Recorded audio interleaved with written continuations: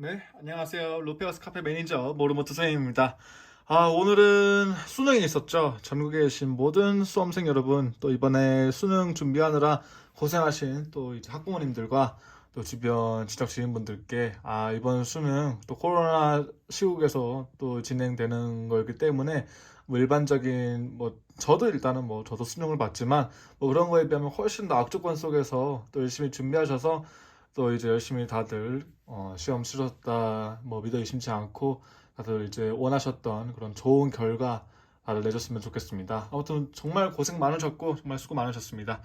자, 이제 수험생 여러분들도 이제 저희 카페에 이제 놀러 오셔서 한번 이런 것도 있구나, 아니면 이런 것들 좀 관심이 있었는데 이렇게 좀 아름다운 표본들을 좀 보면서 좀 힐링을 할 수 있는 그런 시간이 좀 되었으면 좋겠습니다. 자, 저희 루피우스 네이버 카페에서는요, 매일 저녁 9시부터 이제 천연 원석, 광물 표본, 화석 표본들을 이렇게 소개를 하고 또 경매와 판매 동시에 또 진행을 하고 있습니다. 그래서 이제 오늘도 이제 아무래도 광물들이 광물이나 화석이나 움직이는 애완동물처럼 이렇게 움직이고 이런 것들은 아니에요. 다 정적이지만 그럼에도 불구하고 이게 이제 어떤 각도를 이렇게 한다든지 빛을 어떻게 비춘다는지에 따라서 굉장히 유동적으로 또 바뀌는 되게 생물체 같은 그런 면도 가지고 있기 때문에 영상을 통해서 이제 좀 이렇게 앞뒤로도 이렇게 뒤져보고 각도도 기울여보고 하면서 그렇게 좀 리뷰를 하는 시간을 이렇게 영상으로 좀 남기고 있습니다. 자, 오늘 표본 그러면 한번 좀 소개를 해드리도록 할게요. 지금 보면 오늘은 가짓수가 별로 이렇게 없죠. 오늘은 가짓수가 없지만 좀 타이트하고 임팩트하고 여러분들 평소에도 보기 좀 소개를 안 드렸던 표본들까지도 해서 좀 이렇게 좀 표본 구성을 해보았습니다. 자, 우선적으로는 여기 지금 오늘 온 게 잠시만요. 지금 이렇게 보시면 우리 파키스탄에서 나온 표본들이죠. 이렇게 두 개 해가지고 이제 자철석, 천연 자철석이랑 천연 임페리얼 토파즈, 요거는 스페인 나바르에서 나오는 황철석 결정들 이런 식으로 모함해서 분리된 표본들 소개를 해드리게 됐고요. 그다음에 여기 이제 파키스탄에서 나오는 노란색의 결정이죠. 이게 굉장히 희귀한 결정인데, 되게 희귀한 편에 속하는 이제 브로컨타이트라고 하는 광물의 결정인데, 이게 이제 아마 구하시려고 하시면 굉장히 높은 가격에 거래되고 있는 걸 또 볼 수가 있을 거예요. 근데 저희는 이제 파키스탄에서 또 해당 광산에서 또 직접 들어오는 거기 때문에 굉장히 저렴한 가격에 또 소개를 해드리고 있는 표본입니다. 요거 한번 인터넷 검색해 보시면 가격이 말도 못하게 비싼 걸 또 알 수 있는 그런 표본입니다. 자, 그 다음에 요거는 이제 멕시코에서 산출되는 초록색의 아파타이트 결정. 요거 이제 현무암 화산지대에서 나오는 표본이어서 항상 현무암 속에서 갇혀가지고 나오는 표본입니다. 이렇게 두 개는 오늘 사이즈도 좋고 무늬도 되게 예쁘죠? 우리 콩고에서 나오는 우리 저 말라카이트 캐보션 두 쌍둥이들 이렇게 또 소개를 해드리고, 그 다음에 우리 이게 지금 얼핏 보면 샤토카이트랑 비슷하게 보일 수도 있겠는데, 이제 이렇게 해가지고 두 점은 이제 이게 샤토카이트고요. 요거 두 개가 이름이 또 가물가물하네요. 이제 둘 다 이렇게 제가 전에도 말씀드렸지만 지금 요 공작석이랑 요 샤토카이트, 그 다음에 크리소콜라, 크리소콜라. 요 세 광물들의 공통점은 파란색이잖아요. 철은 산화하면 붉은색이 되지만 요 구리 계열 광물들은 산화가 되면 초록색이나 파란색으로 돼요. 근데 딱 지금 공작석 같은 경우에는 전형적인 초록색 계열로 이제 관찰되지만 요 셔터카이트나 아니면 크리소콜라 같은 경우에는 이제 파란색과 초록색 둘 다 이제 복합적으로 나오죠. 이게 굉장히 아름답고 얼핏 보면 마치 지구를 연상시킨다 이런 말씀을 주시는 분들도 되게 많습니다. 자, 그다음에 우리 멕시코에서 나오는 우리 신호등 빨주노초가 있다고 해가지고 제가 이제 신호등 캐보션 이런 식으로도 부르긴 했는데, 이제 멕시코에서 나오는 밴디드 플로라이트, 이제 층상형으로 자라나는 이제 형석 캐보션 이렇게 또 소개를 해드리고요. 근데 문스톤이 엄청 크죠. 이게 이제 레인보우 문스톤이 아니라 정말 이제 슐러형 효과가 굉장히 뚜렷하게 잘 나오는 요 인도산 요 문스톤 캐보션인데, 지금 보시면 아시겠지만 아마 제가 지금까지 소개해드렸던 문스톤 중에서 가장 크지 않을까 싶어요.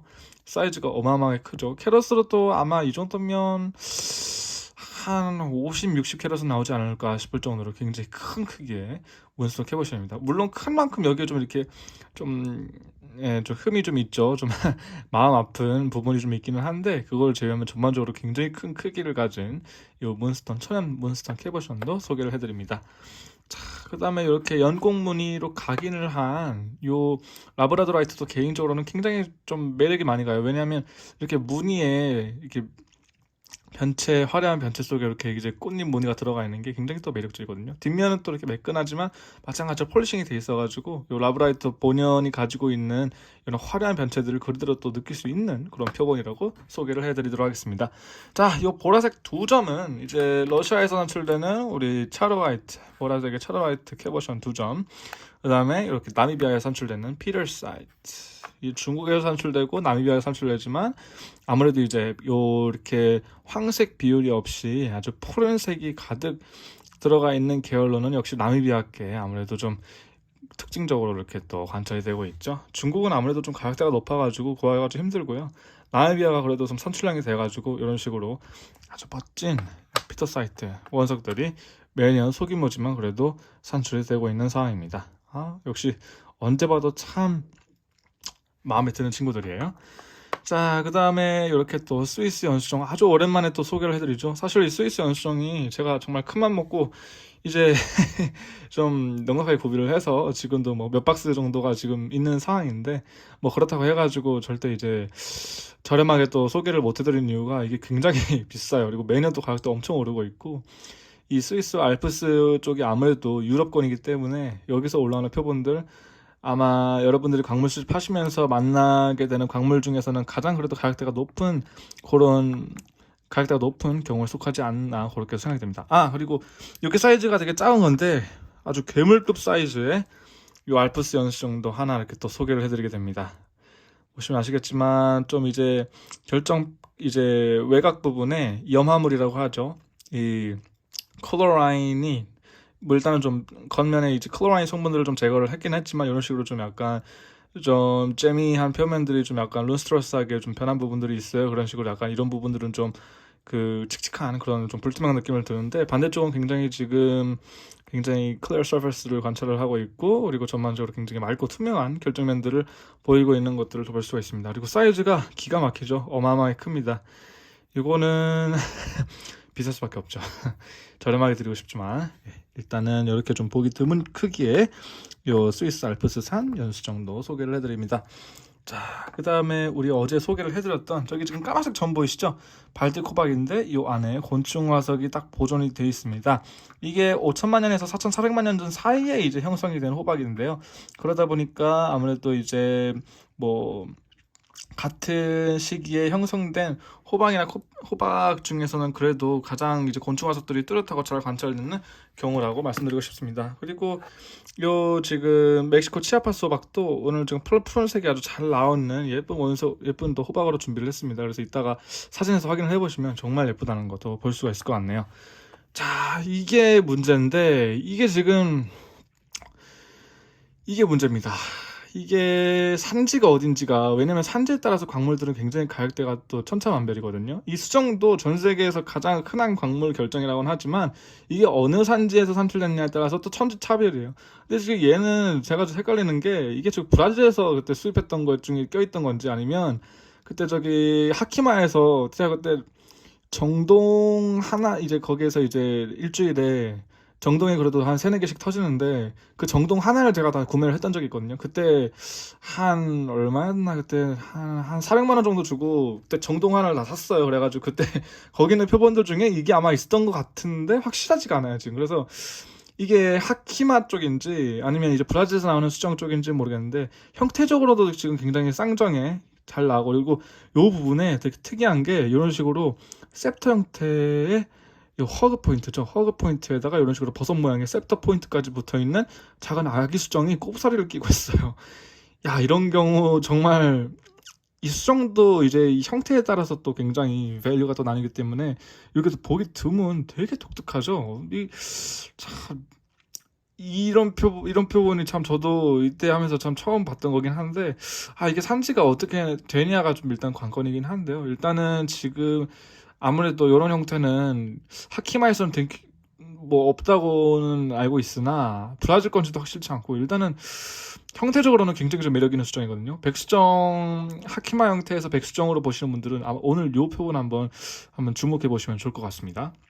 자, 그다음에 요거 되게 특이하죠. 저도 처음에 이게 대체 무슨 이게 사실 이게 화석인지 이게 너무 헷갈리는 거예요. 이게 대체 뭘까? 검색을 해도 안 나오고 그랬던 표본인데 이게 이제 모로코에서 산출되는 이게 그 처음에 제가 인목이라고 팔았는데 이게 인목이 아니라 그러니까 레피도덴드론이 아니라 여기 이제 필석이에요, 필석. 이게 우리가 뭐 저기 아르키메데스 화석이라고 해가지고 하는 그 필석류인데 이렇게 보면 이게 뭔지 모르거든요. 근데 이 뒷면에 보이는 걸 보면 이거 확실하게 알 수가 있는 게 이게 그 고생대에 살았던 동물이야, 필석이. 그 고생대 이제 시대화석이라고 해가지고 시상화석이라고 해서 이제 뭐 영어로 뭐 직역하면 뭐 지시화석이라고도 보통 얘기하고 뭐 그렇게 이제 얘기를 하는데 이런 식으로 이제 요 형태만 보면 저기 그 강원도 태백에 그 고생대 삼엽충 나오는 그 지군산층 그 가보시면 그 강안이 가면 일부 층에서 요 필석들만 집중적으로 삼엽충이랑 같이 나오는 층이 있어요. 그거랑 이게 똑같이 나오거든요. 색깔은 물론 다르지만 형태가 똑같아요. 근데 지금 보면 요 필석이 군집체로 이렇게 형성됐을 때 이런 형태가 나온다고 합니다. 이거는 솔직히 이걸 저도 그전까지 몰랐어요. 이게 필석이랑 필석은 보통 이렇게 나오거든요. 전 세계적으로 필석은 이렇게 나오는데 이렇게 나오는 경우는 처음 봐서 알고 보니까 이렇게 나온다고 하더라고요, 모로코에서는. 그래서 화석 아마 좀 전문적으로 좀 좋아하시고 또 이제 학교에서 수업 우리도 진행을 하시는 분들께는 또 이런 필석 화석이 굉장히 뭐 저로서는 좀 센세이션한 형태긴 하지만요, 정말 잘 나왔고 정말 아름다운 그런 화석 표본이 아닐까 그렇게 생각이 듭니다. 자, 아유 좀 많이 좀 기다려주네요. 자, 그다음에 여기 A급 아주 잘 나왔죠. 눈 결정이 이렇게 잘 나올 수가 이거보다 잘 나올 수가 없어요. 다른 부분도 마찬가지고 복원율도 적고 아주 너무 훌륭하죠. 겹는 구조가 너무 잘 나왔고 전반적으로도 이제 완벽한 퀄리티를 가진 이 방어 자세 A급 페이크 옵스트롤로바이트 이렇게 소개를 해드리고요. 그 다음에 우리 작은 요 애기 삼엽충들 이렇게 또 5점 또 소개를 해드립니다. 그리고 요 표본 되게 특이하죠. 요거 지금 결정형이 굉장히 뚜렷하게 나왔는데 뭔가 불투명하잖아요. 이게 어떤 거냐면 지금 밑에까지도 요 붉은색 막 같은 게 이렇게 덮여 있는데 이게 지금 산화철 헤마타이트죠. 우리 이제 헤마타이트라고 하는데 영어권 저기 미국 가면 헤마타이트 하면 솔직히 못 알아듣고 히메타이트라고 해요. 히메타이트. 이게 어떤 거냐면 이게 저 브라질에서 나오는 연수정인데 이 안에 깨면 검은색으로 나오거든요. 연수정이 자라나다가 중간에 한번 깨졌어요. 깨진 상태에서 그 위에 그대로 자라나가지고 이 깨진 부분에서까지 연수정 아니 저기 그 히마타이트 산화철 결정이 미세하게 이런 식으로 다 자라난 거예요. 그래서 얘는 모든 면에서 다 지금 산화철로 뒤덮여가지고 이런 식으로 이제 레드 쿼츠죠. 이것들 일종으로 보면 이제 연수정 버전의 이제 레드 쿼츠로 이렇게 딱 형성이 된 표본이라고 할 수가 있겠습니다. 이게 되게 특이하죠. 자, 그 다음에 우리 코르네프루시아 삼엽충. 코르네프루시아가 아니라 이게 저 모로코에서 나오는 굉장히 특이한 아르키메데스의 우리 초승달 모양 같은 그런 요 외곽 부분에 이 불침 구조를 가지고 있는 삼엽충인데 이게 코르네프루시아는 아마 그 종이었을 거예요. 전반적으로 이제 눈 볼존율도 굉장히 잘 돼 있고, 그러니까 이 종은 지금 이 표본은 지금 보온이 안 돼 있는 것 중에 하나가 제가 따로 이제 요청을 했거든요. 그때 좀 저렴하게 하는 대신에 좀 발굴 같은 거 좀 거칠게 해도 되니까 복원은 하지 마라. 내가 복원은 제발 하지 마라. 물론 그렇게 해가지고 이제 뭐 복원이 어쩔 수 없이 되는 부분이 있긴 하지만 전반적으로 이제 이 화석 자체에는 지금 복원이 된 부분이 없는, 그래서 좀 거치긴 하지만 그래도 원형 그대로의 모습을 가지고 있는 코르네프루시아 삼엽충 화석 이렇게 또 한 점 소개를 해드립니다. 자, 그 다음에 이제 또 우리 브라질에 산출된 굉장히 또 독특한 표본이죠. 이 중앙에 있는 요 갈색 결정을 보세요. 결정이 좀 쪼개짐이 이렇게 좀 보이지만 아주 똑부러지게 아주 뚝뚝 나뉘어져 있죠. 여기 지금 옆에 보면 또 초록색 지금 침상의 결정도 보이는데, 자, 이 표본은 이제 브라질에서 산출된 표본이고요. 이렇게 지금 가운데 있는 요 간의 결정들은 갈색의 헬소나이트 간에 히소나이트 간에 이렇게 또 부분이 돼 있고, 그 다음에 이 초록색 결정들이 이제 에피도트, 어제 또 소개를 해줬던 에피도트죠. 어제 거는 굉장히 결정이 크게 나는데 일반적으로 에피도트가 이런 식으로 산출이 돼요. 이런 식으로 이제 결정 형태가 이렇게 좀 얇게 좀 실같이 있게 나오는 게 특징입니다. 이제 이게 제가 저 파키스탄에서 나오는 헬소나이트 간에서 많이 설명을 드렸는데 이 브라질에서 나오는 것들은 또 이렇게 또 만나보기가 쉽지가 않거든요. 게다가 이렇게 결정도 뚜렷하고 지금 보면 색상도 지금 되게 아주 오렌지빛의 아주 재미 그레이드로 나오죠. 전반적으로 이게 내부에 크랙이 있는 것처럼 보이지만 실제로 이 결정면 자체는 굉장히 지금 깨짐 없이 아주 완벽하게 깨끗하게 나오고 있는 상황이기 때문에 이것도 굉장히 그 간에 수집하시는 분들께는 또 추천을 드리고 또 광물 수집하시는 분들께도 되게 추천드립니다. 요 브라질산 헤소나이트 가넷 이 정도 사이즈로 구하시려고 하면 아마 못해도 한 5만원 7만원 이상 들어갈 거예요, 직구로 구하시게 되신다면. 자, 그 다음에 자, 우리 콩고에서 나오는 취동광 딥테이스 얘기하신 분들이 계셔가지고 소개를 해드렸는데, 이 다이어테이스는 되게 특이해요. 이쪽 면에도 있고 반대면에도 있고 양쪽 면에 초록색의 요 다이어테이스 결정들이 분포되어 있는 표본입니다.